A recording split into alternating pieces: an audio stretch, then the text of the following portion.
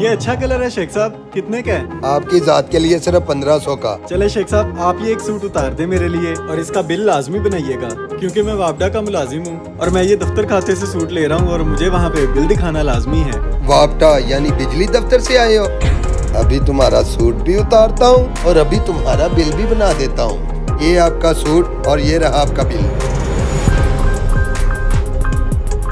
और कुछ मेरे लायक? तो शेख साहब 1500 का सूट है, 5000 आपको दिया है, बकाया तो दे दें। बकाया? बिल तो खोल के देखो जरा। 5900 टोटल? इतना लंबा बिल किस चीज का?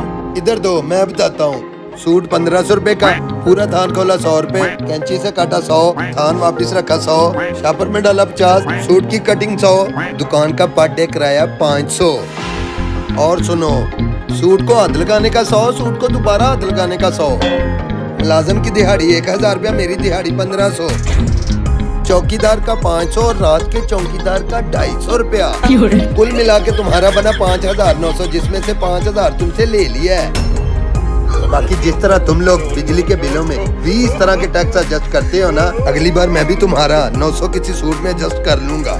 चलो चलो।